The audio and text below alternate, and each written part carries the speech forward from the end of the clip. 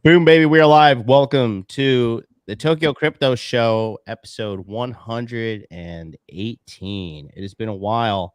I'm back in the saddle here, and I'm with my co-host Charlie from cultivatecrypto.com and our great friend Miguel from Dollar Cost Crypto. What's going on?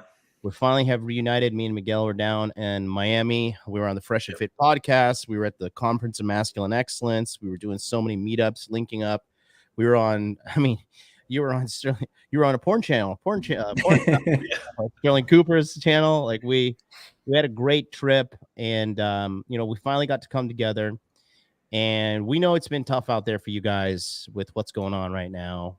Yeah. And then today's episode is basically, we just want to come out and say, like, quite frankly, that we're sorry that we didn't call this better. Moving forward, me personally, I told Charlie and Miguel that I just said, like, guys, like, we are legitimately geniuses, the three of us. And, we should have done better, and we should have seen this coming. And there's certain writing on the wall, but honestly, guys, we're human too. And,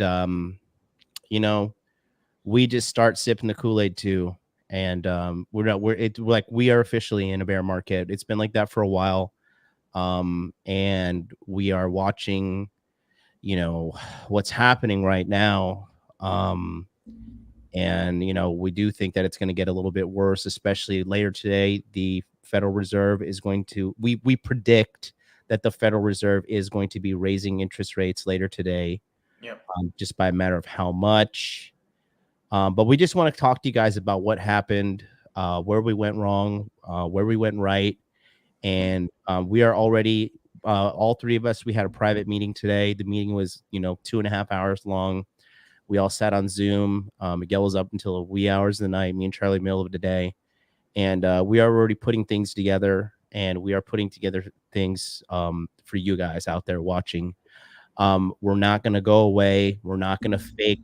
We're going to, self-delete. We're not going to pretend we have mental illnesses and be like, I need to take a break from YouTube and all this stuff. We're still, when it comes down to the bottom line, there is nobody that is a more consistent streamer in the world when it comes to cryptocurrency than this guy right here, Charlie from cultivatecrypto.com. Nobody live streams more than this man in the entire world when it comes to cryptocurrency. He is on the air 5 days a week. He's been doing that since 2020. And it's not going to change anytime soon. Yeah, we go off air sometimes to do the crypto mindset course. And the only reason we go off air is because we need to give extreme attention to the people there. And even in there, he's live streaming more than he live streams on YouTube. So it just appears to work more. 8 hours a day. Yeah. And so we are just here to, keep it real with you guys. And that's just my want to say. Me personally, I'm just going to go first. I just was, we always talk about it. Don't let greed get to your head. And it got to our head, and we just thought it was going to keep going, and the party was going to keep going. And I was ignoring all these indicators, the stock market crashing and the Fed mentioning raising rates in November, certain things, the hacks that started happening. Like, these were all symptoms that there was cracks and chinks in the armor.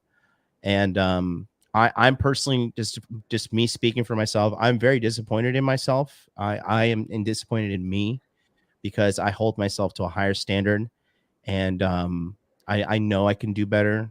And to be fully transparent, like, it's been pretty hard for me personally. I'm not saying, sit around, feel sorry for me, but you guys know I don't like letting anybody down. You guys know my ego comes from the success of the people out there. And when you guys win, I feel great about myself. And when something goes wrong because of me, Charlie can tell you, I'm my worst critic. Nobody's harder on me in this whole planet than myself. So we just feel like this was the right thing to do. And that's just my piece of the puzzle. And we're going to go a little bit in depth more with the rest of the guys. I don't know which one of you guys want to say something, but that's what I have to say. I think we both do. There's a lot to say. And, we've talked about these in bits and pieces, right? With what's going on in the market. And there's a lot of different things, right? I think that are factors in terms of what we've done in the last, what is it? 1, 2, 3, basically 3.5 years, right? Since we started the Tokyo Crypto Show. Episode 1, I think, was February 2019. Bitcoin was $3,600. Go out there, try to find another crypto YouTube channel, or channels, right, that started at that time. Like literally, it's like waiting. None, right? Nobody wants to start a crypto channel in a bear market, right? Or technically we're at the beginning of a bull market, but at that time nobody saw it, right? Because the prices had gone down so low from 20,000 down to 3,000, and all that jazz. So, we started at the right time, for our channels, for crypto. We knew that it had to be done slow but steady pace, right? And we've talked about that over time, but I think the people who are newer to our channels, right, they sometimes forget about those days. I think when you go back to some of those old videos, right, there's about like 300 views per video, right?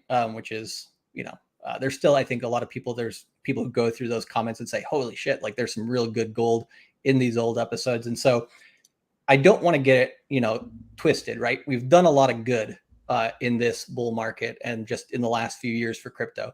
I mean, the second half of 2019 going into 2020, a lot of people basically thought we were in, a bear market where we were in a counter trend to a bull market. And I would say the difference between the end of 2019 going into 2020 versus right now is the global macroeconomic landscape, right? And in terms of that is something that, personally, it's something that I didn't factor in as much as I should have with how it affects crypto. Because back in 2016, 2017, 2018, right, institutions and everything were really not in the market, right? It was mainly retail. And so during that time, right, when it's mainly retail, there's still manipulation. I mean, we got Arthur Hayes, right? Shout out to BitMEX from back in the day. There's still players in the space that, basically did, nasty stuff. But crypto wasn't as entrenched with the traditional markets as it is now. I mean, hell, even Tether, right? Stable coins were not really available until 2016, 2017 in the crypto markets. So the markets have really changed a lot every single year for crypto as it relates to the macro landscape. So that's one thing. I would say one other thing, and I've mentioned this in the Cultivate Crypto Algo service that we do. We'll be having a webinar on that tomorrow night, Thursday night. Thursday morning, 11 a.m. US time. But the one thing that I've, said to that group, right, is if you go back and you look at the episode from when Bitcoin hit its high in around April 14th of last year, right? I mean, with the bull market in terms of, all the exuberance and stuff, definitely gets to you when you're making a lot of money, right? Just with the price appreciation of Ethereum, Bitcoin from that point, it was just wild, right? And it was really, really quick. So it's one of these things where you do get overwhelmed, but at the same time, we did ignore some signs, right? I think one thing with the pi cycle top indicator, right? I mean, that thing is fucking spot on with the top of April, I think it was 14th of 2021 for Bitcoin, right? It doesn't mean, and when you signal a top, doesn't mean the opportunities are over, right? Going into a downtrend from there, technically speaking, right? We had another uptrend going into November, but that was a relief rally. And then we got this move down. So in terms of our analysis, I think as prices were going down, right, we were too hopeful. As we hit the top, we were too, I would say, just lost in the sauce in terms of just, over exuberant. And I think we didn't factor in the traditional market as much as we should have. It's not like we ignored it like for like the last 4 or 5 years. It's just at certain points in time, it's not something that we paid as much attention to as we should have. So I would say my experience here on YouTube as well, with, when you're doing a market, either bull or bear, either way, for the first time in like to the world, to other people, that's a totally different dynamic than when you do a bull market or bear market by yourself or with a group of friends, right? How to get that message out properly, to people and how to basically, get everybody on the same page is not an easy task by any fucking means. I would say one thing I've learned, from people on YouTube, and also the algorithm incentivizes this essentially, is that most people really just look at the thumbnail and the title of each video. And the thumbnail and title of each video essentially just says, it's meant to get a click so that people come in, they listen to what you actually have to say. Now, there are some YouTubers out there in crypto, I would say 99.9% of them, right? They go and they blatantly, put out wrong information, and they take sponsorships for that.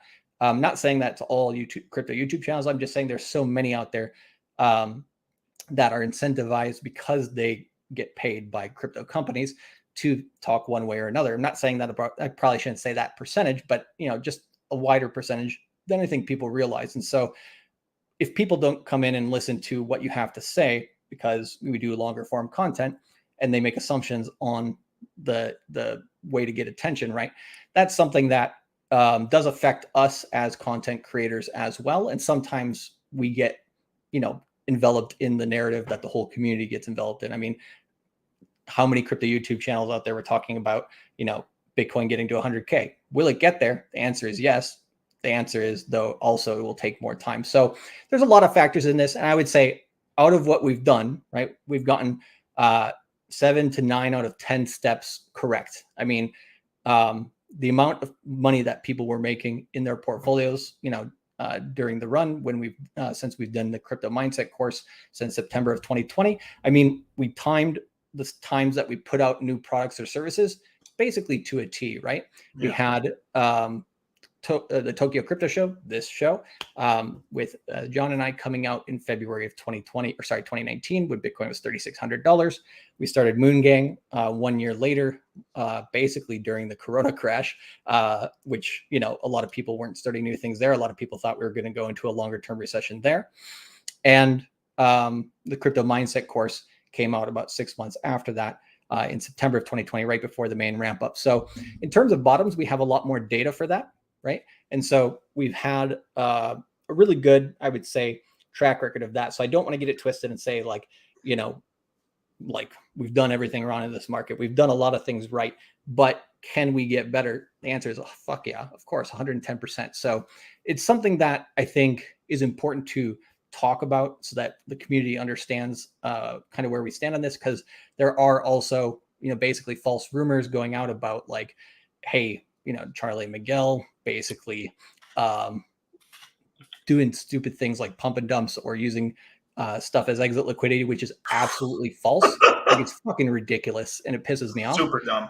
Dumb. Just talk about that for a second, because guys, I understand if we were exists. we wouldn't be here. Hey, your mic's kind of cutting in and out right now. Oh, is it better right there? Oh, good now. Now it's back. Yeah, there we go. Yeah. If we were that rich, we wouldn't be here. if we had the money to do like liquidity dumps or whatever, like you guys think let me talk about one. This is a rumor that I've been hearing for a long time, right? So I let me air this one out, because this one kind of really pisses me off. That they're saying that me and Charlie orchestrated a giant pump and dump on RGT. Yeah, bros, do you know how much money we would need to pull something like that off? It is, especially at the time when we didn't have 1,000 people in the course. We didn't even have 800. We had 300 people in the courses at the time at the most. And it's the sort of thing where, like, I will tell you how much RGT I had. I had $40,000 of RGT at the time, and I didn't sell the exact top on it. And I think all I made was $20,000 of profit on it. Because I believed I liked the guys. The guys were some young dudes in the team and everything like that. And I was like, well, these guys have some good hope on them. Held really long, because like personally, where I've made a lot of my money is buying bottoms and just holding through a long time. And then that's where and picking good projects, and I made a lot of money on it. Eventually the project fucking went down to a lot. It crashed to like really low, and then it kind of came back. And then I think I sold it around $17, and then I was out at that point. Just because like I was just seeing, because I had basically figured out that they were being pumped up by some guy, like I don't even want to say the dude's name or something, like, because the guy just barely came. I just saw him come back onto Telegram now. in a chat I was in. I was like, oh my God. So that sort of scared me. But Charlie, did you finish saying what you were saying, Charlie? I made my main points, and I think we'll basically, through the discussion that we have here today, I want to let Miguel talk about what he wants to talk about, and through the discussion today, we'll elaborate on which some of those points, maybe not all of them, but the ones that come up in the conversation. I think a lot of people also think, when we go live, we like plan out, like for Tokyo Crypto Show or Moon Gang, right? Like we plan out everything we're gonna say, and like we have a script and shit like this. It's like we're literally giving you guys like our thoughts in real time. yeah. Right. And so like I kind of get sick of false narratives out there, just because I understand it. I mean, you see the same thing in politics, you see the same thing in celebrities, media, whatever, right? But it's easy to make assumptions, but it's hard to find the truth, and that's why people make those assumptions. And here's the thing, dude. Bottom line is this, guys. Okay, we were wrong. We made mistakes. And we didn't have to fucking do this show. Okay. We're not perfect. We never said we were. If we were perfect, we would all be on fucking yachts and fucking private jets and I'll be Elon Musk. Private islands. Okay. And I would not disappear. Okay. Yep. We are man enough. We have enough integrity to sit here on this stream and tell you we fucked up. We're going to do better. If you want to come along with us on this ride, that's fine. You want to go find your perfect crypto guru? Go. Please find the one guy that was saying that timed everything perfectly, okay?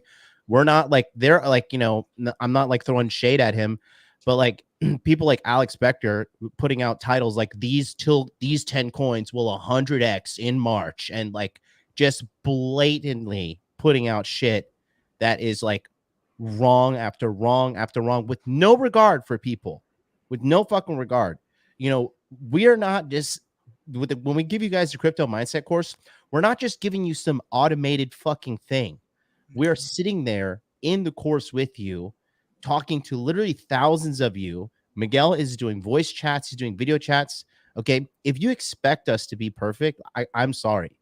And you have to understand, like when sometimes the webinars don't start on time or whatever, we're coordinating multiple people on multiple time zones. No excuses, but it is hard. And quite frankly, we knew that the crypto mindset course was going to be super, super, super fucking successful, but we didn't know it would happen this fast with this many people and getting huge names like Robert Kiyosaki involved. So it was a lot for all of us. And again, and I'm not saying this as an excuse. I'm not trying to put the blame on anybody. I'm just concretely telling you exactly what happened. And we're not fucking perfect.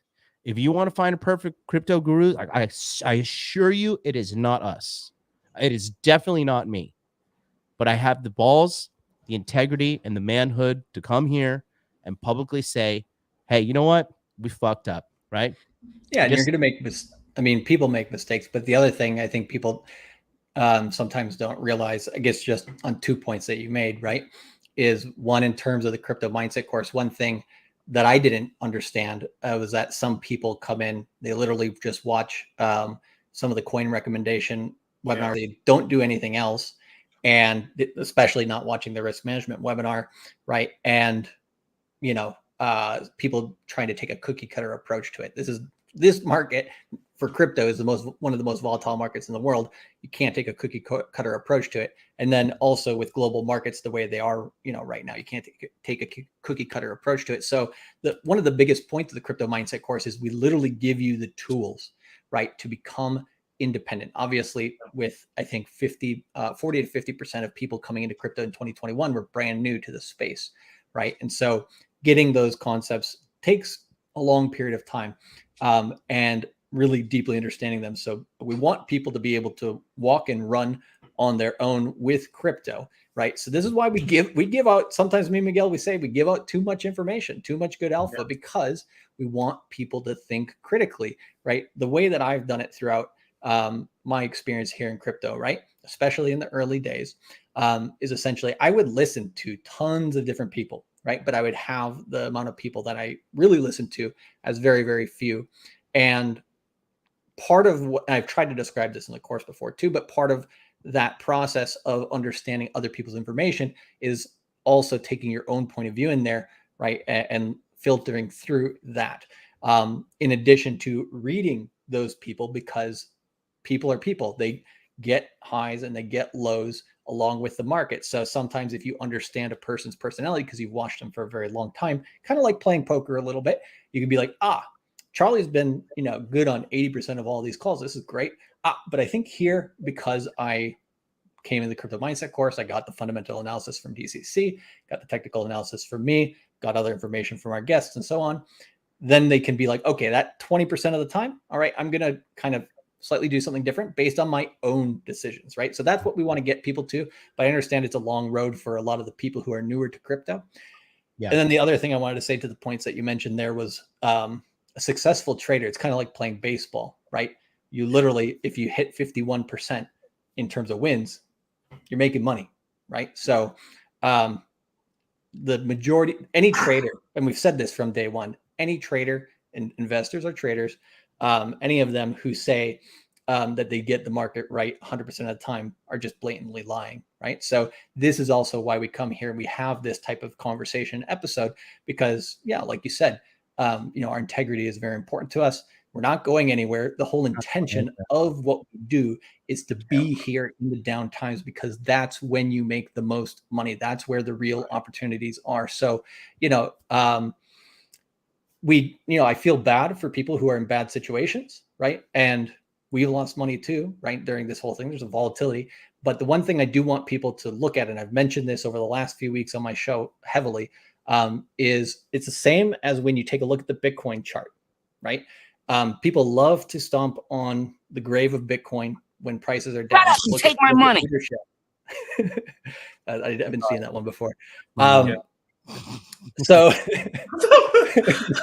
where was I going with this? So where I was going was, if you look at the Bitcoin chart, one of the first things we said in the beginning of the Tokyo Crypto Show is that meme where the kid's like, so Bitcoin was $5, then it went to 100, and then it crashed down, to 30, right? Then Bitcoin went up to 1,000, crashed all the way down to 125 or 150. Then Bitcoin went all the way up to 20,000. It crashed all the way down to $3,000, right? It's the same thing. It's what do people look at things that in terms of their portfolio in both time and price, but the main factor is looking at higher lows, right? Not the higher highs, because the higher highs are going to come, right? This market, we understand that we outpace inflation with Bitcoin and Ethereum more than anything, more than any other asset in the world over the right period of time. Not 1 year, not a year and a half, but 3 to 5 years, right? And so, and those are the safe assets, which you should have the majority of your portfolio in, right? Are we degenerate and sometimes we go a little bit too hard in the paint in some coins? Yes. And should other people do exactly the same thing? Not always. And we mentioned that in one of the most recent crypto mindset courses. We said, hey, here's what we're doing, but here's what we recommend, and so there's a lot of factors in those things. But so I mean, all the points that you were making are extremely important, and I just think there's a lot of nuance in a lot of this stuff that people don't necessarily want to hear. They want, like, just give me the linear cut and dry, like, hey, are we this, are we that, are we whatever, right? And it's like, right, especially right now in the macro market where we are in the world, right? I mean, would Bitcoin be doing what it's doing if the Fed wasn't doing what it's doing, or if the markets weren't tanking? Of course not, right? So there's so many factors involved here. We got to take responsibility on what we put out there on YouTube on a daily basis. And I think every once in a while it's good to come back, and because we talk about episodes, right, where we say, hey, we've called this right, we've called that right. Yeah. And it's good to be right, but we know we're going to be wrong at some points too. So it's good to talk about this. So, I just want to add on to that as well. I just want to make it very clear. We have more winners than we do have people who are complaining. Yeah. And the bottom line is this. I mean, there's people in the chat. There's a lot of people in the chat saying, like, we don't need to apologize for anything. And that's true. We don't need to apologize for anything. But we are making the choice to apologize, because we, like, for you guys that met me face to face, you met Miguel face to face, you came to our events, you met us in San Diego, you met us in the CME. you guys who've seen us on Fresh and Fit, okay, you guys know like we're people, like we're men of the people. Shut up and take my money. We're fucking out here and we're working hard. We admit our faults, you know. I mean, look at us. Like none of us are like even like super giga chad jacked. We're not super, like we're just like you. We're just guys that, yeah, maybe like we're a little bit smarter when it comes to like YouTube and marketing and stuff like that. But you know, we didn't, I mean, Charlie and I, we both started both of our fucking live stream businesses from nothing, from like sitting in a dirty old Japanese tatami room with one microphone between us on like a weird setup and like my Two stuff. dudes, one mic. Yeah, two dudes, one mic. You know what I mean? And like, just like we're just like you, but we really would like, the reason we're doing this episode 2 is to take what accountability we can. Okay, we are again, I want to make this very, very clear, guys. If I'm going to be very honest with you, if I could accurately predict the markets with precision, or if Charlie could, or if Miguel could, any human could, we wouldn't be here. I would be covered in hookers and fucking some third world country or Las Vegas. I would, if I had, God knows what I'd do if I had access to unlimited money. Okay. I mean, if Conor McGregor is punching old men in the bars and he only got 150 million, God knows what we would do. But we're just, like I said, we're just keeping it 1,000% real.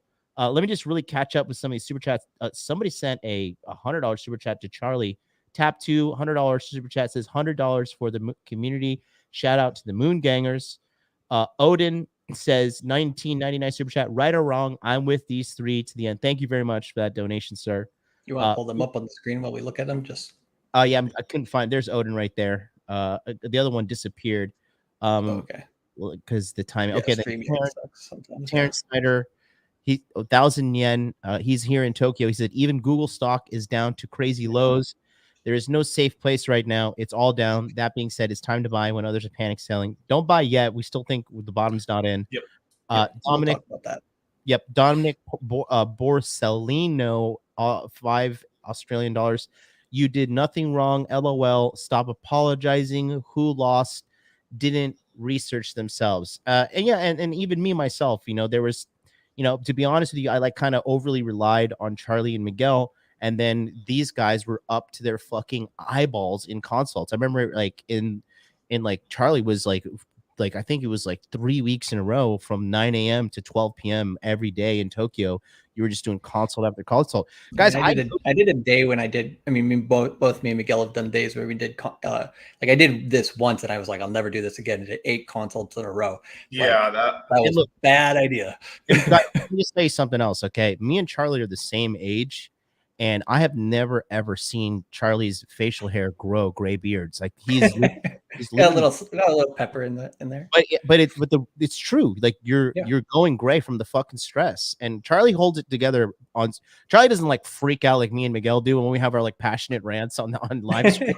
But like, you know, Charlie is guys. I want to tell you personally, like Charlie is stressed to the gills, and he's working very, very, very, very fucking hard. And yeah, I think one thing people don't realize is we have, like, with the crypto mindset course, dollar cost crypto, cultivate crypto, and everything that you're doing over there. We all have money. We all have startups. That shit is loud. We all have startups here, you know, that are multi-million-dollar startups, right? Building the YouTube, building, you know, all these things that we're building long-term, because we're here for the long term, right? We didn't come here for one bull cycle, one bear cycle, whatever, right? You know, we came here to conquer this decade for generational wealth for us and for everybody. There's not a lot of YouTube channels out there that say like, hey, we want you guys to come along with the ride and get rich with us, right? And like I said before with the portfolios, are there going to be lows? Yes. Are there going to be higher lows? Hell yeah. So I can't think of one, Charlie. One what? I seriously can't think of one channel that says that. Yeah, I can't either. That says they actually want you to succeed along with them in crypto. Well, I mean, and that's why we are who we are. And again, like we're men of the people. Like when I heard when I heard somebody telling me that they thought we coordinated the RGT hack, I was just like, what? I Charlie doesn't even know how to use Instagram. Like, Oh shit! Hey, I'm getting there, bro. Take my money. like, like, I was like, damn, these motherfucking people think we're smarter than we really are, man. No, up but and we're take my money. smart on the things that are important, right? So, Right. you know, is Instagram that important? You know, but Oh, so anyways, it's one of these things here where I've heard other rumors too, and I've talked about this with people in some of the Yeah. chats. I'm just like, you know, I just saw out of nowhere somebody said like, you know, they used us as exit liquidity for Celsius, you know, and dumped on everybody, and it's like, bros, we literally told you when we were getting in, right? Yep. We said get into Celsius at 40 cents. What was our following then? A lot lower, obviously, right? So when, you know, as we grew, right, Celsius was doing extremely good, and we got out, right. We basket back in last October. We said get out, right, at between $4.50 and $5. Now, for the people who got in at 40 cents, it's still a 10x, still doing great. For the people who got in at $8 at the very, very top, right, it's a 50% loss, but or less, or around there. But very few people bought it $8. Let's just be for real though. Like, yeah, very few. exactly. No, But that even was- if they did, so, and 50% loss on a crypto portfolio is kind of like a walk in the fucking park, you know. Yeah. I know nobody wants to hear that, but you know, I think shout out to Dragos, because one of the things that he said is one of the things that he said that I think really rang true to me that I didn't necessarily realize as well. He's like, when you're used to driving a Ferrari and somebody doesn't even have a car license yet, and you put them in the seat, you know, what's going to happen? You know, something bad usually, right? So there's some times where stuff that, you know, we do right that other people won't necessarily do, and they'll get in at different times than us, and maybe at the wrong times, right? And so, but anyways, what I'm trying to say with Celsius is that we were as transparent as fucking possible, and we told people when to get in, get out. And we didn't expect the company to act in a way of no integrity. Yeah, we've mentioned this before, right? I think Miguel mentioned this very clearly, right? When if you're looking at how people gauge a personality, right? A lot of people are looking at Hex and Richard Hart as the Sith, and Mishinsky as the Jedi. I mean, we said that for a very long time. And the reality of who takes care of their community on the retail community, not just the whales, not just the big investors, right? Which one is it? I mean, you can clearly see it's Hex and Richard Hart, right? Yeah. And so didn't see that coming. Tell you story. No, not at all. And it's one of these things where, you know, over time you look at the actions of people, right? And you really understand, okay, the actions are more important than words, right? Yeah. What are they doing? What are they, you know, trying to accomplish for other people? And, you know, Hex and Richard Hart, yeah, is Hex down right now? Yes. But will it come back? Entire planet. Right. And will it come back? The answer is yes. Right. They're doing a lot of very, very interesting things with Pulse Chain, a lot of innovation there. And, you know, my opinion on that, I mean, people know the story, right?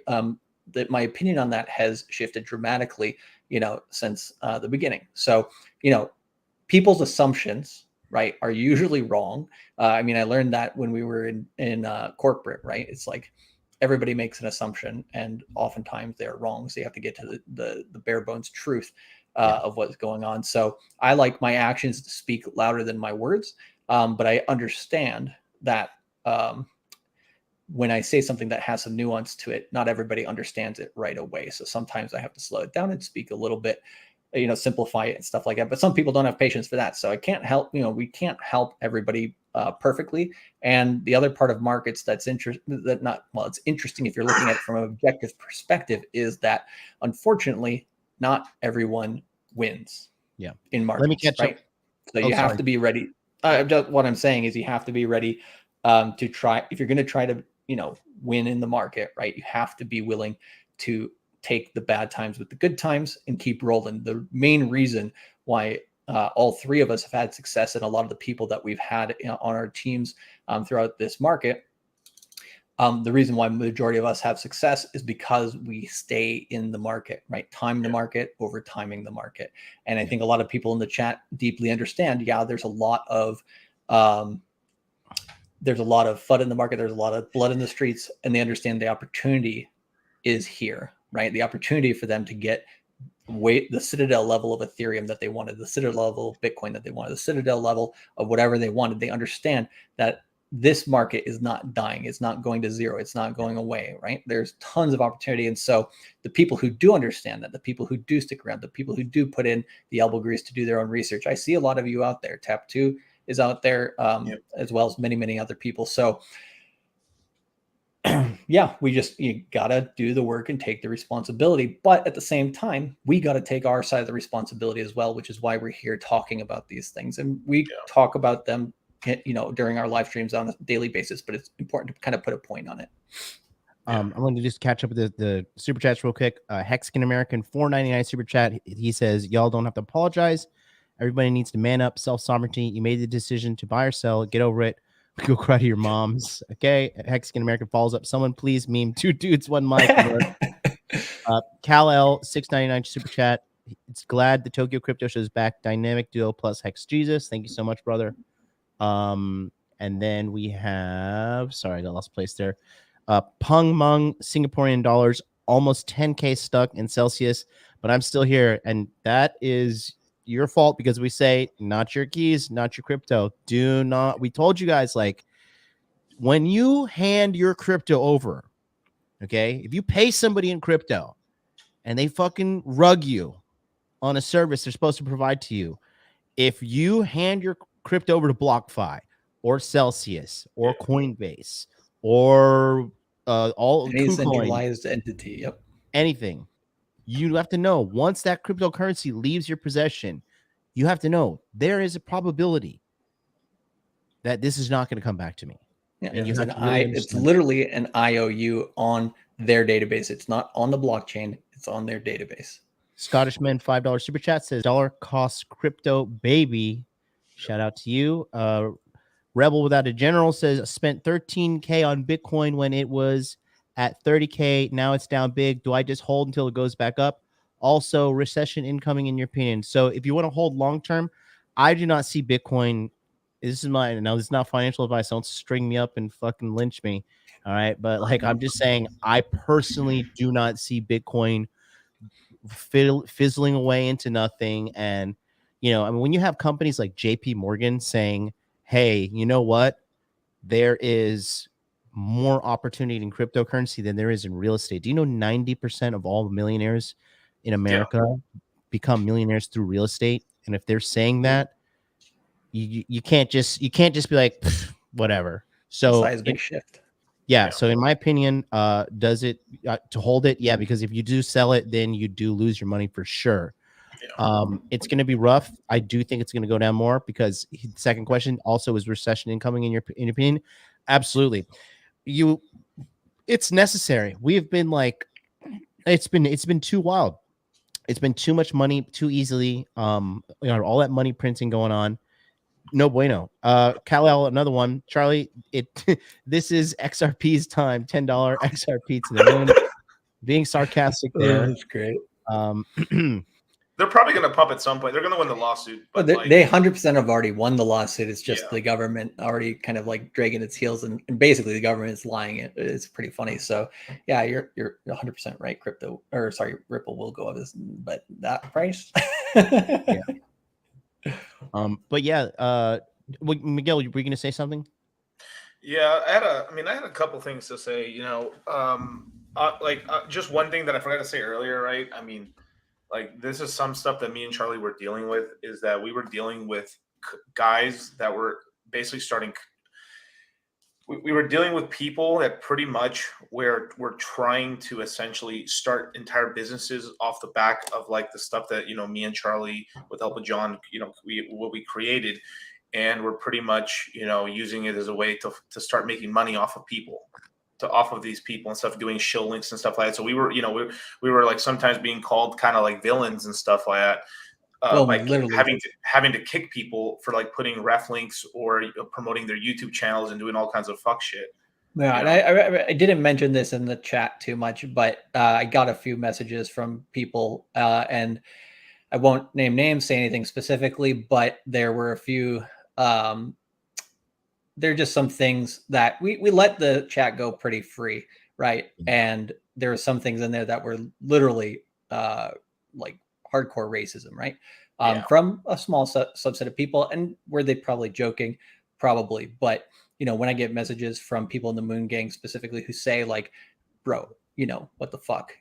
I see it for the first time too, and I'm like, I want to kick this person out immediately, but instead, I basically asked them for their opinion, and they said essentially, don't do it. Is one time, we know where they stand. That sucks, but we don't tolerate that shit when it comes to our chat ever. Like that's a line that is not crossed. And so I know that some people, when they're on the internet, there's words and it's easy to misinterpret because it's not audible and stuff like that. But there's just some common sense things that people really need to respect their fellow Moongangers. So that's something that pisses me off really deeply, that I don't want to get into the details of, but it's something that I think I don't want to basically take a Moonganger and put him in front of everybody and say like, hey, you did wrong. I want them to know on the back end and have a second chance. But, on the internet, people will do stupid things. And so sometimes we have to make the hard decision, right? So it sucks. Like I'll just say what I want to say too. Like, I was always like, this is why, like, because when we started off with the chats, we're all crypto enthusiasts. We all believe in freedom. We all believe in self-sovereignty and self-governance. So we're like, okay, we'll just let, you got to keep in mind, some of these chats have literally 1,000+ people in them. Yeah. Okay. Yeah. We can't control. It's like, you're not going to control. A couple of village idiots are going to get in. Okay. Like Tom Bombadil keeps figuring out a way to get in. And, the things like, they're with the gifts and like when the webinar is about to start and then all the guys are putting in gifts of the sexy girls. Well, moving forward, we're disabling gifts because why? Because you guys, the small minority of people ruin it for the bunch. And like I said, we weren't, because, the business model that we have for the Crypto Mindset Group is formed after my business model with the webinars of the Masculine Empowerment Network.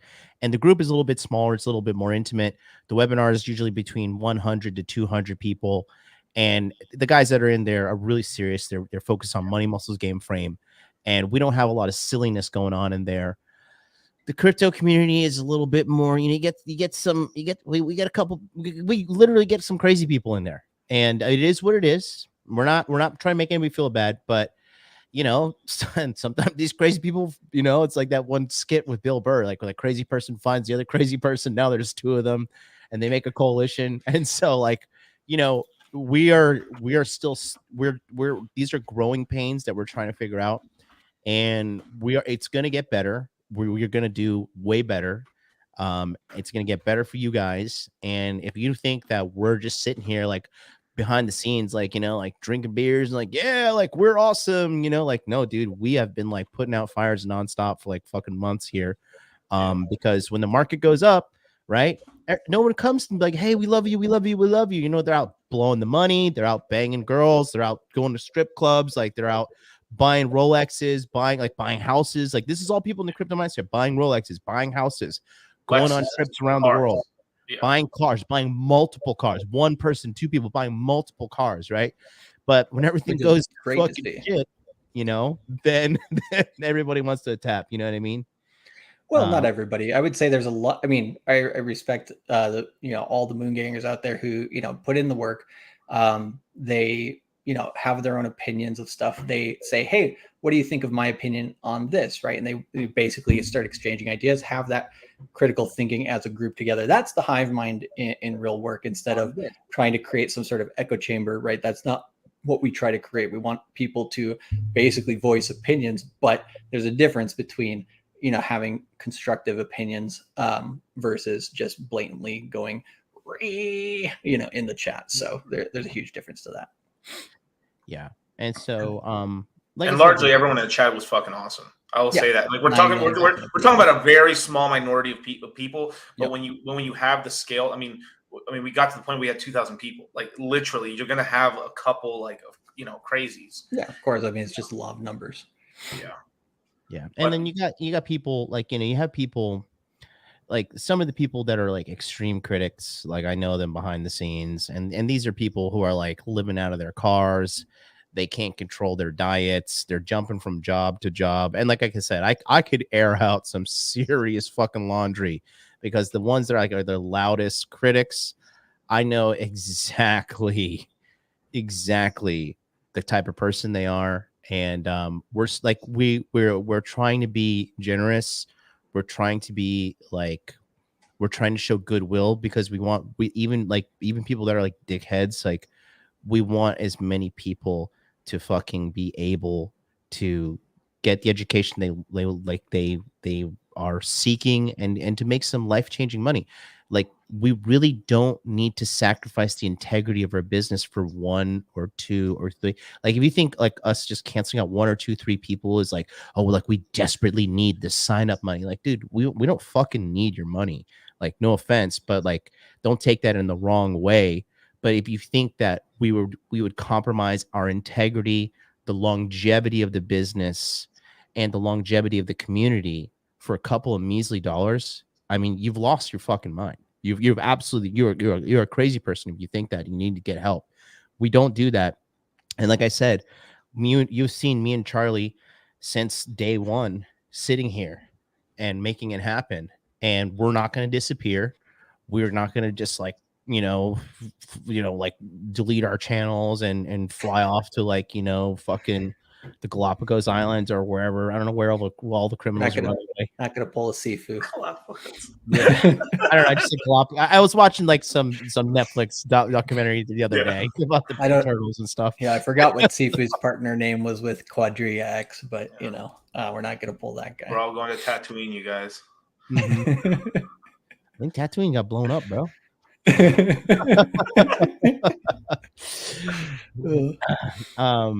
But anyways, yeah, that's like I said, we just wanted to come out and just clear the air.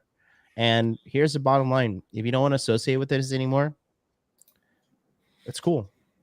I mean, I'm not gonna force. It's like when a chick, if she wants to break up with you, give them the breakup. See you later, baby. And same thing for you guys. Like I said, I don't ever recall saying that we were going to be perfect. I don't ever recall saying that we were going to make no mistakes. I do recall us saying, do your own research every single time. I do recall us saying, this is not really financial advice, but these are our predictions. This is what we think is going to happen. And, as much as people are wanting to, come at us with pitchforks and knives, like, what about the people we told to get Celsius at 40 cents and that got out at like $4 and $3 and $2? I know people have put in like 15 grand when it was 40 cents and got out when it was like $3. Run the numbers. Okay. And quite frankly, we helped a lot of people during some of the most detrimental economic times of their lives, during the coronavirus thing in 2020, and then the insanity that ensued in 2021. So like I said, we're not fucking perfect, but it is what it is. I think Miguel probably has a few other things that he'd like to say, I'm guessing, but and then after that, it's probably one thing I do want to turn to, obviously, is what's happening with the Fed, because I do think that's massively important for not only the next couple of days, but going into the end of the 60-day cycle into July as well. Yeah. So let me just say something real quick about like price a little. Let me talk a little bit about price predictions and stuff, and like how they've changed over the market. So when in the beginning, so we're talking about in 2020, right? Things were moving a lot slower, more in line to like the 2018, 2019, 2017 range in terms of how technology was kind of expanding at the time. And as we entered 21 and 22, things got faster and faster and faster. So there's this whole thing that, now, if something happens, we what me and Charlie are saying is like, we have to be able to turn on a dime. Yep. Basically. So we can say something one week, and people don't like to hear this because it's not like this is something that we've been saying forever. 1 year in crypto is like a decade in the equities market. Let me say that again. A year in crypto is 10 years in stocks.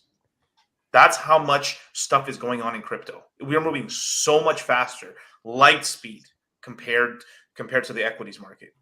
And what's going on is that and the technology, like back when we first started the courses, people were losing their mind over like, why are we teaching Uniswap? People didn't understand why Uniswap. Like, you just hold coins, that's it. And then now, like, people understand, like, holy crap, I can move this, I can go across chain. Like, I'm yield farming across 5 different L1s right now, using replicators and stuff. And if you guys don't understand what the hell I just said, that should let you know what the hell, like, how things are getting crazy. And then people are borrowing cross chain and doing all this stuff and taking and then, you know, a very thing that I'm very, very proud of is since day one, we told people not to take leverage at fucking all. Like, zero. Like, we had courses about like leverage, and if like, all right, if you're gonna be stupid, this is the safest parameters we have. But the dangers, like, you can go back to some of my two streams ago. I went on this giant rant about leverage when someone asked me about it, and I went through every single type of leverage you can take.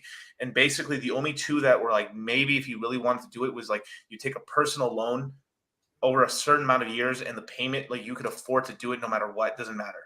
Okay, maybe that's leverage. Or you take out a mortgage, 30 years, fixed interest rate, and that's leverage as well, right? But you know, so let me. This is something that like when we first started the crypto courses, there was a bit of a learning curve with managing a certain amount of people, and the first course we ever did was extremely intimate. It was like 87 guys, more or less. Couple females in there, of course, but like 87 people, give or take. These are some of our Spartans that made a fortune. A lot of people still up a lot. The quarter one guys too. The quarter four guy. It was quarter four course was the original one, then quarter one basically. But basically September, December of 2020 made fortunes.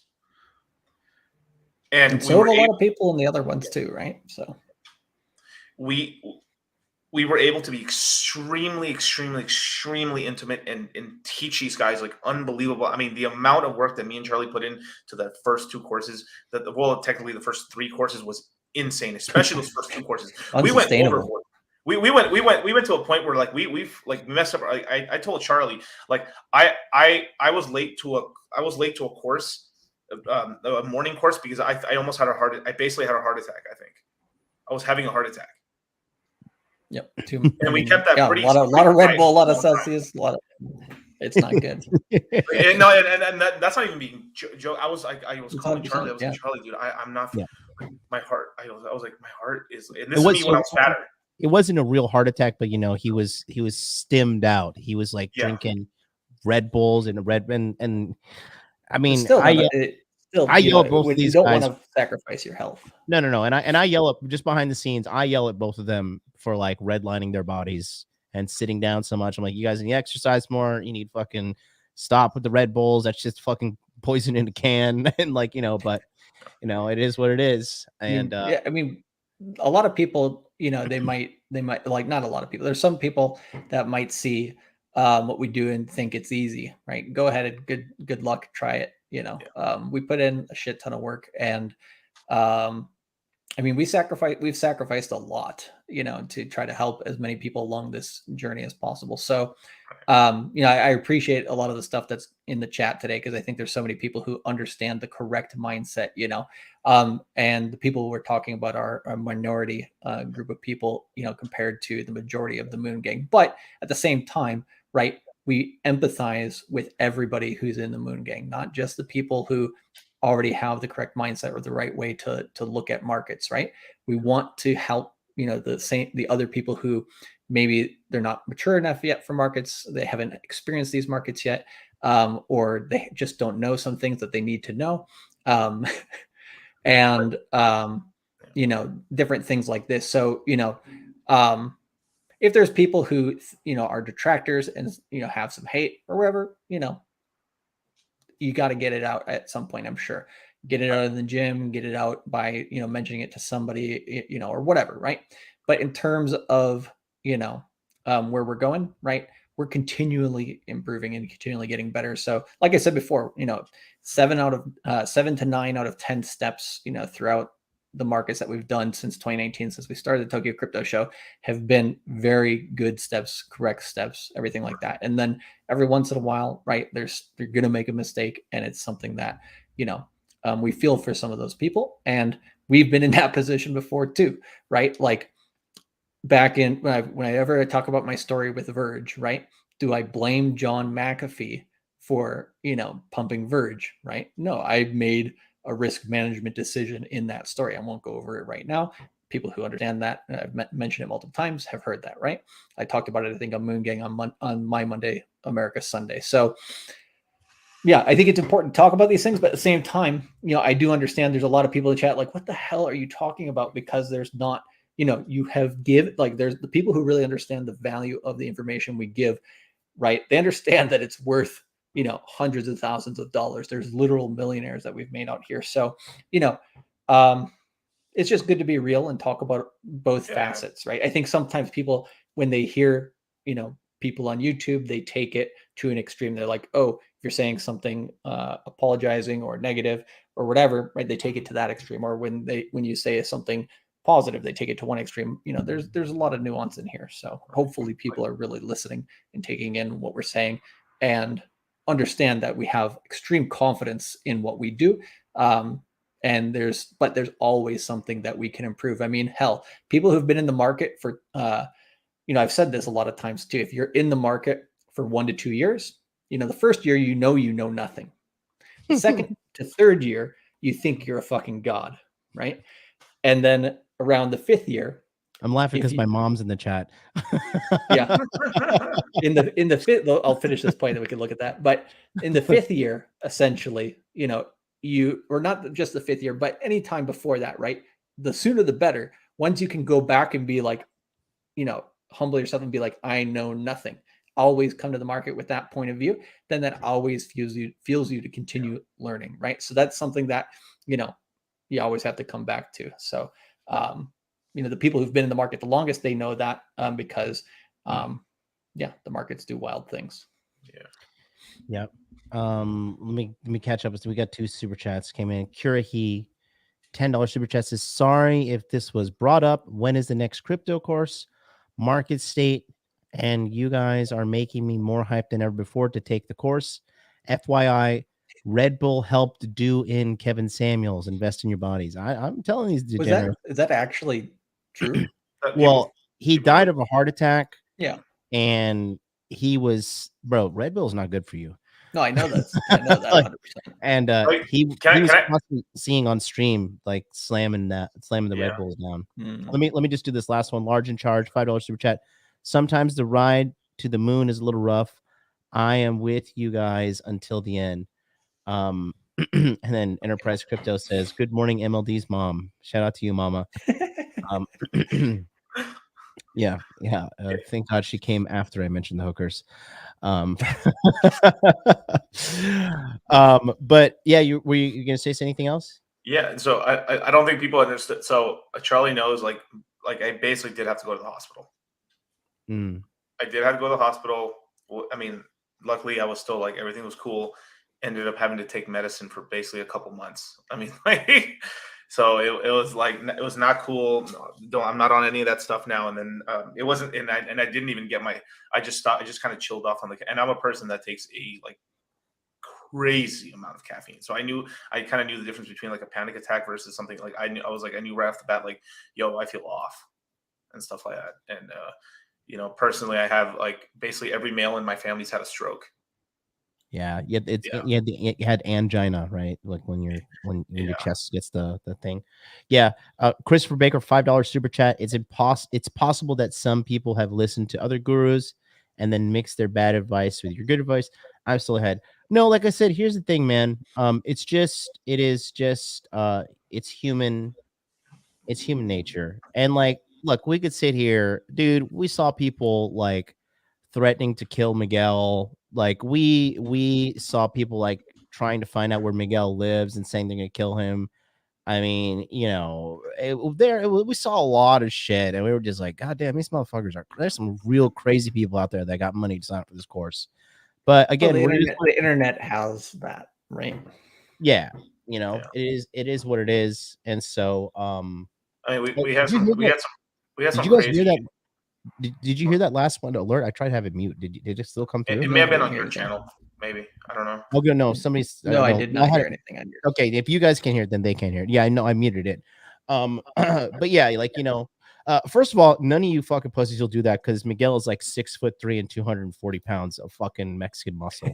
He will fuck you up. 255, sir. How old are you? How old? 255 right now. 255, yeah. So even more, you know. But you know, it's people, you know, and it gets crazy, like people, you know, doxing my mom and shit like that. There's psychos out here, bro. Yeah. And that stuff, as soon as it gets to that level, I mean, that's just it's absolutely insane. No, it's all right because they're cowards, bro. You know, and every time I go to Miami or the United States, all my haters, they know where I am. They never show up, they never say anything. So it's all good. It's all good. That's just, everybody's a keyboard warrior these days. But again, like I said, we're taking accountability for what we did, for what we have moving forward. And I know a lot of people out there, you know, saying we don't need to apologize. Shut up and take my money. And the bottom line is, like, we don't need to apologize, but we are making the choice to apologize. And especially in today's, like, the climate of today's generation, where people just like run away, complain, and take no accountability for their actions. They blame everything. I'm this gender, I'm this race, I've got this disorder, I've got this, you know. Well, you know, they're crypto YouTubers that get on screen and cry and be like, we're sorry, we crying and shit. And, you know, that's just not what we're going to do. And that's just not what we are. And again, this is our moment of integrity. This is our moment of coming forward and keeping it real. And if you hate us after this, cool, bro. Hate us. Sayonara, bro. Go watch BitBoy. There's a million other crypto people out there. You still rocking with us? You guys watched the evolution of me, and you've watched the evolution of Charlie, and you've watched the evolution of Miguel. Do you think like we're just gonna suddenly veer left and like become fucking degenerate losers, and everything's gonna go bad? We're gonna run our channels into the ground. We're gonna become pieces of shit. No, we're only gonna get better. So that's what we're doing, and we're moving forward. So you want to come with us? You know, there is always room on the rocket ship with the Moon Gang, baby. And if you don't want to, hey man, best of luck to you. God bless you. I wish you nothing. I hope you get everything that you ever dream for. I wish you the best success. I hope you get the hottest wife. I hope you get all the money, the 6-pack abs, whatever, bro. Because we got no ill will in us. Well, okay, we're humans. We're not perfect. We're doing our best. I mean, we're literally working our fucking asses off. We show up like me and Charlie. We are literally like, nobody live streams more in the whole manosphere and red pill community than me. And nobody in the whole crypto mindset, in the whole crypto space, live streams more than Charlie. We show up every single day, rain or shine. When they fuck with our channels, they shadow ban us. They do all these shit to our stuff. It is incredibly hard. Sometimes I do live streams like 70 people. Sometimes I get like 700 people, 1,000 people. But we just keep on showing up, and we're going to keep on showing up. We're not perfect. It is what it is. Gibson Finest, $5 super chat. Stop drinking Red Bull, or you will end up and take my money. 6.3 feet under. And then McLovin, $1.99 super chat says Jesus is coming. He's already here. He's below me. And John Lawson, $5 super chat. Taking responsibility for your own life. It's a big deal. Support you guys. Thanks so much. I think we pretty much we already said. You want to talk about it, the topic, and you want to go into a little bit about what's happening? And yeah, let's talk about the market. The one thing I'll say to that last one, right, is I've preached this a lot. Self-sovereignty, right, is the way that you need to be in the world this decade, in my personal opinion. What does self-sovereignty mean? That means you dictate what happens in your life, and you have yourself financially taken care of, so that on a global scale or wherever you are regionally, you have the ability to do what you need to do and still make your life with the ability to be able to move when you need to, right? And to have that level of self-sovereignty, it's not easy, right? It takes more and more money the more and more inflation we have. So, going towards a citadel to get that self-sovereignty takes self-responsibility, and it's hard, right? Yeah. So it's not cut out. Everybody's not cut out for that, but the people who are, like, by the end of this decade, they're going to be able to have enough money to take care of them for the rest of their lives and dictate exactly what they want to do, right?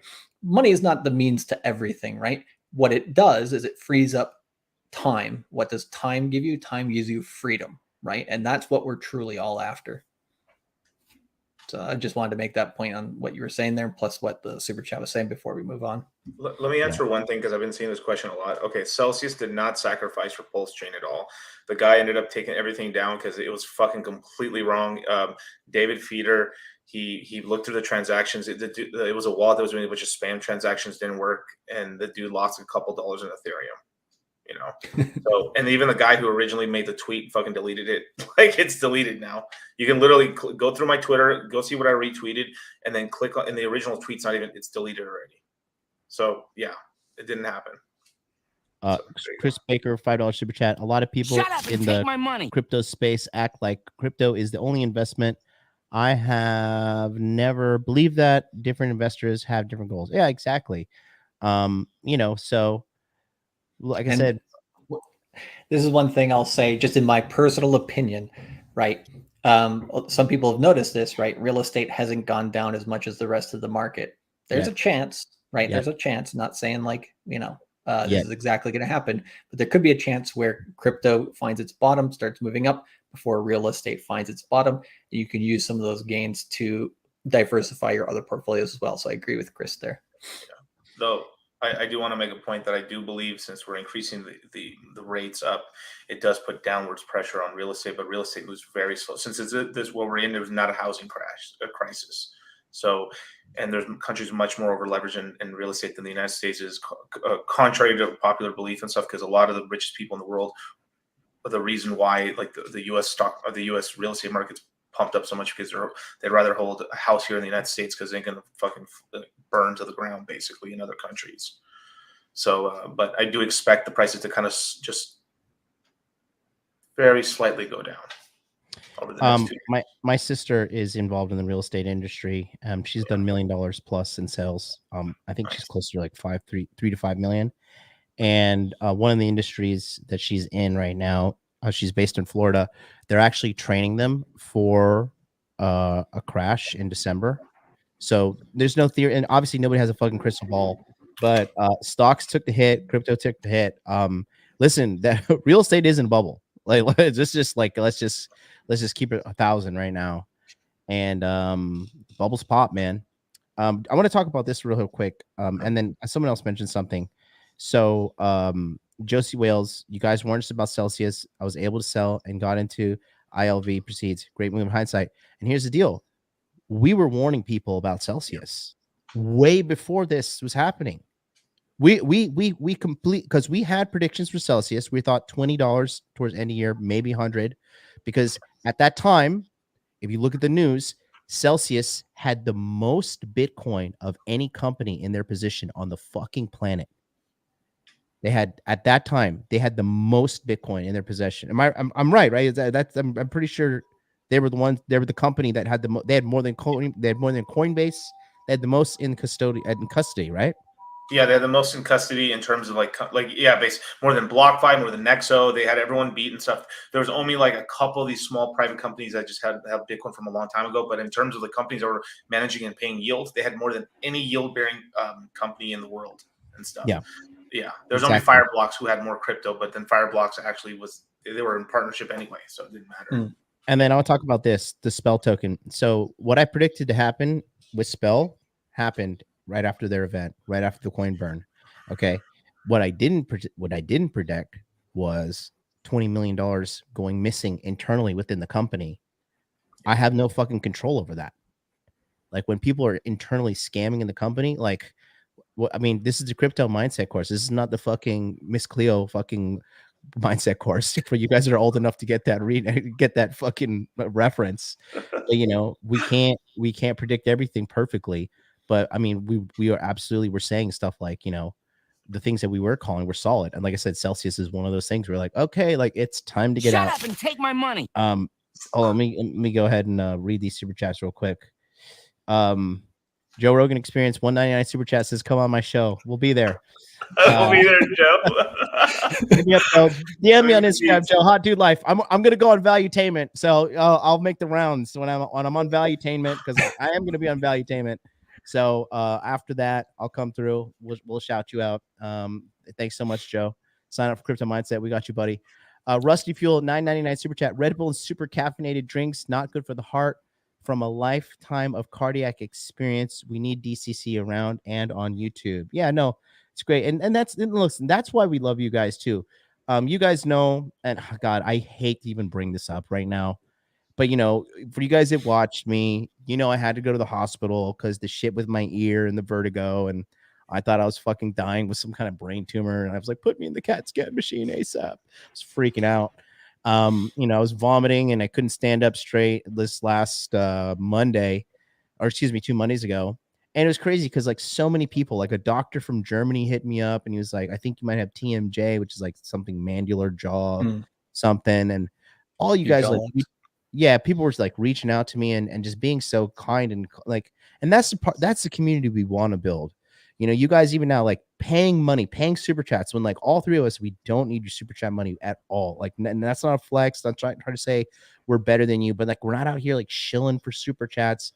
But we appreciate you guys when you send money and you guys actually give a shit about us, because like I think this is not to like woe is me, feel sorry for me or whatever, but like you guys realize like we're like real people on the other side of this screen.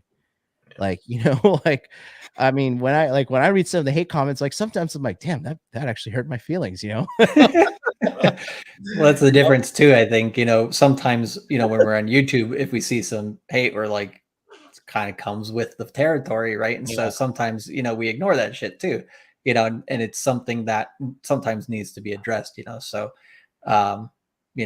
like we said, there's a lot of people who are like, what are you guys talking about? Right. Is there really people, threatening life, stuff like that? Like there's a lot of stuff we like, why, we can't talk about usually, or that it just doesn't there's no point to talk about it, but it is important for us, to basically make sure that even the people in the Moon Gang who, might not be happy with certain things, that, even if their hate is, strong or whatever, that we still care about them and we still want them to do well. Like you said before, we want people, everybody as much as possible to come on the journey with us, but that's for them to make that decision for their own lives. So, a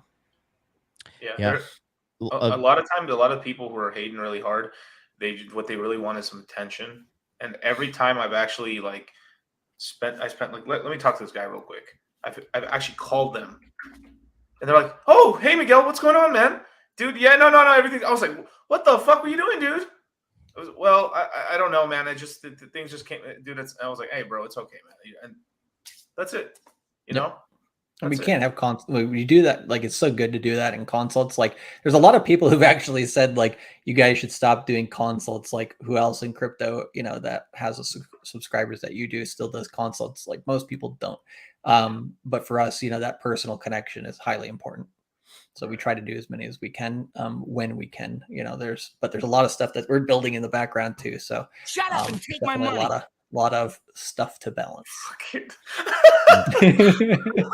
Aaron Clary does show for super chats. That is true. Aaron Clary, living in South Dakota, does. Shout out to Ward with the $1.49 sticker super chat. We should have Aaron on again, because the last time we had him on, it was during the Corona crash. So hey, every time the market crashes, maybe. I'll think about it. No, it's joke. I love Aaron. We're gonna do Why America's Doomed stream soon. Let's talk about what's happening today. The Federal Reserve. So we believe, obviously, it's nothing concrete, but and Miguel is the one who brought this to my attention in detail when we were at the CME and now Fresh and Fit in Miami. We believe that the Federal Reserve is going to increase the rates. Okay. And when interest rates, and so when interest rates go up, guys, okay, you have to remember this, write this down. Okay. When what they're talking about is the rate, because this is how the whole Ponzi scheme works for the US dollar. They print money and then the United States government has to pay back interest on the money that they're issuing.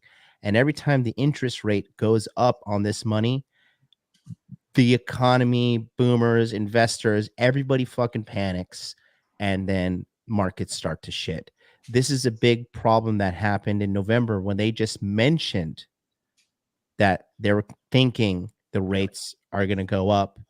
And then that is what started to begin, in my opinion, that started to unwind the wild run up we were having, because Bitcoin was raring, and did it hit an all-time high in November? It did, right? It hit. Yeah, Yeah, we Yeah. pumped back up. Yeah, and so because it did go back up to like 69,000, I believe. Yep. Did we hit 69,420? No, we got close. I was hoping for it, but we Oh, didn't man. quite get it. Well, we'll do a 24-hour stream when it hits 69,420. But I will, at least. But I will tell you this: them raising rates again today, in my opinion, is going to continue the downward spiral. Three Arrows Capital today just defaulted. This is I believe it's a hedge fund, is it right? Three Arrows Capital. Yeah. Yeah. And it was led by this Chinese guy. I think that this is, to be quite honest with you, this is a necessary thing. The whole everything in the economy deflating. This is exactly what Warren Buffett says: when the tide goes in, you see who's swimming naked. We're about to see who's swimming naked right now. And it is what it is. It's just the perfect storm. Gas prices going up, inflation from all the money printing. This is we were living it up. We were posting memes. We were going wild in 2021, but now it's time to face the music. And then I do believe that the Federal Reserve is going to officially announce that we are in a recession. And from moving forward, it's going to be, we're just going to have to endure, quite frankly. Yeah, Guys, anything to add to that? Anything I may have made a mistake on? No. I'll let me go, and then I'll mention the thing. Well, yeah. The only thing is like pretty much I said, like, I was kind of saying this half jokingly at the time. So when this is when we I think it may have been at the CME and stuff before a lot of news came out. I had it. So me and Charlie had been talking for a while. I was like, yeah, the rate increase is going to happen, 100%, right? But at the time, we were pretty much like going between like 50 basis points. And I said during the CME that like the highest I could ever see it go was 75, but I don't think they would actually do it. Actually, well, as it started getting closer and closer, and we got to Miami, we did the Fresh and Fits, show and everything like that, and then I went on there again. Basically, I'd seen the market. I was like, oh yeah, there's a really good chance now. Now there's talks of it going anywhere from 75 to actually a full 100 basis points, a 1% increase. So yeah, speculation on that, which yeah. part of that speculation, right, could be essentially some people trying to scare the market extra, right? But it is possible. Yeah. I mean, so 50 is still on the table, but to tell you the truth, I wouldn't actually, to tell you the truth, I mean, this is me being greedy here. I wouldn't mind them doing a full 1% just to kick us down hard so we can just buy that cheap Ethereum and Bitcoin. It was this close this morning. I didn't sleep, you guys, last night. I didn't sleep at all. I mean, I've been up the entire day, the entire night. And it got this close to breaking $1,000. So I know damn straight. And there's actually some kind of crazy stuff. There's some really big people who levered themselves out worth $750.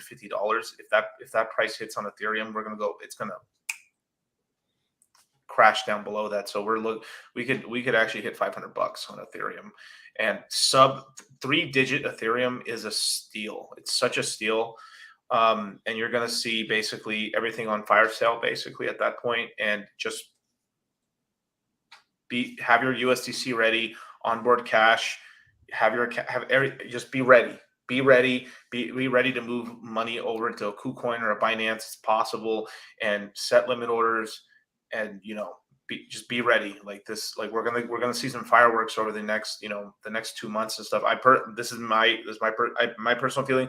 We hit the bottom for this year in the next 2 to 3 months minimum. Yeah. And the opportunity coming up in July, on the end of the 60-day cycle, which is technically, I think, on July 11th, for day 60. just that opportunity is massive, right? And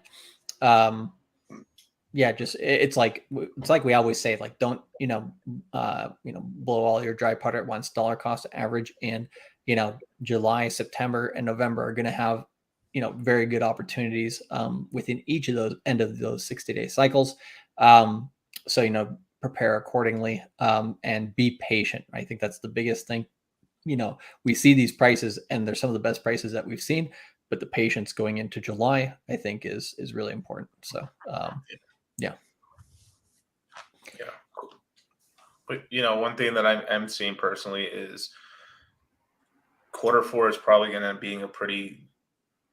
It's not going to be that bad. Actually, they're going to have to juice the market up because you have the midterms going on right there. Yeah. Right. Politically, they'll do something very fucking. I mean, they'll have to do something, because if they don't, if the economy is in the shitter, and if let's just go for really worst case scenarios. Let's just say the Fed goes full Paul Volcker, which I don't believe, but if they did, let's just say they go up 75 basis points, and then inflation keeps going crazy, then they could actually do a full 200 basis point jump increase, if it means to like shake the markets that hard. And if all that sort of stuff started happening, basically basically most Democrats who are in power right now, it's going to be a Republican sweep, basically, full on, because it's like, even if most people aren't like, we're right now, you guys are all understanding what I'm talking about, but you guys are the minority. Like you guys who are on right now are hyper intelligent people. To even understand what I'm saying right now is like so above the average American. It is like unfathomable the amount of like how many Americans don't even know that there's a Federal Reserve. Yeah, that's part of the Treasury, right? Oh my God. Like they don't even know. They don't know Jekyll Island. They don't even understand that. Yeah, exactly. They don't understand that. So by it being that sort of crazy, like you guys, so what's going to happen is economy doing bad, president bad, whoever's in power bad. You're going to get a lot of people getting completely swept out and just change. You're going to see an entire change of guard just off of how bad the economy is, and they know that, right? So they're going to put a bunch of pressure on the Fed to tell them basically stop, motherfuckers. Mm-hmm. And they're going to start juicing this stuff up. Blackbird, $10 super chat. The reception is going to have people shaken up and tossed out like a pair of dice. These next couple of months, perhaps years, are going to be interesting. Yeah, me personally, I'm prepared to suffer for 2 years, and not really suffer, but just endure. Dante Sachs, 200 Japanese yen is safe crypto in the custody wallet. I think it means is crypto safe? Is it safe to hold crypto on Celsius? No, don't. Don't do it right now. That's when they're suspending withdrawals. Like, you're not going to want to put money into that. Yeah. So, potato, my God. Yeah. Karn, $5 super chat. Y'all are the only people in crypto telling us to DCA into dry powder all year. That alone has forgiven my degen sins. Thank you for the knowledge curse. We got you, baby. We got you. I think that's it. Anything else in closing you guys want to say? Let me think. Let your only pain be champagne. May your only pain be champagne. but like, let me say this real quick. I didn't get to really expound this earlier on, and this is something that's been on my mind for a long time. Is that there's a bit of a learning. Like, this is something that me and Charlie have talked about a lot, and now we're very proficient and very good at what we're doing. But there's a bit of a learning curve when you're leading that many men. There's a learning curve to, like, a tribe goes from 87 to 300 to over like 2,000. We've helped over almost damn near like almost 8,000 people. Yeah. Right. And that's a lot of people that listen to us. And there's a bit of a game of telephone that can happen.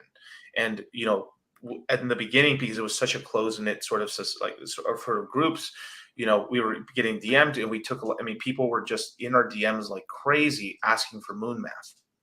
It was drug addicts. I've had conversations with a lot of guys from quarter, those original quarters. They were like, "Yeah, my bad, bro. Like I know I was asking for it." But the thing is like, because of that, it became this whole thing where, like, there's a certain portion of where we have to we listen to like, everybody. At the same time, we have to ignore people, even though they're asking for it. And we've learned that over time. And this was a part of the learning curve, because people were asking us like profusely, like super chatting, going crazy over like, Miguel, tell us, bro, how high can this bitch go? And at the time, if things stayed, if like, let's say we didn't get the DeFi craze, that's actually possible, because the money would have flowed into all those Ethereum coins. But what happened is we got the birth of L1s, and a lot of the speculative money ended up flowing into L1s, and you did get those kind of returns with Solana and Lunas. And you won't believe the amount of hate that me and Charlie were getting when we said we're selling Solana. I mean, I'm sorry, not Solana. I'm sorry, Luna. Right. And, I said very publicly that I sold my Luna at like $84, $87. I got out. And at the time, like, I was getting shit on by quite a lot of people in the chats, and it wasn't the majority of you. It was a couple of people, and it was a particular woman as well that was going crazy about that. And then later on, like, some of these particular people were saying, well, you guys, like, this is a big thing that really got on my nerves, is like, people think that like people can move as fast. So this whole thing, when you have this many people listening to you, it moves like a giant. Like this. So you said like, hey, I think like we need to get out of this. Okay, cool. And then the news takes really long to to come out, where like a person who's never led a group of that many people think it's like, well, just get out, boom. And they think that every single person, just because they said one word, they think every single person's heard that. And this is what a lot of people in the chats who like chastises about this don't quite understand, why we keep saying things over and over and over, is that it takes a while for it to come out. But then there's straight up negligence that happens as well, which is, this is really sad, but like, we've been telling people since like October of last year, I still liked Celsius and stuff, but we got out of it. And then I spent damn near since January till about now telling people, get all your money off of Coinbase, get all your money off of Gemini, get off your money off of Celsius, get off of BlockFi, get everything off, put it in your wallet. And then one way the one way where I got people to sweeten the deal, get all your crypto off of your wallets. I mean, get off of all these centralized exchanges, put it in your wallet, because you're going to get an airdrop from the Pulse chain launch, the snapshot.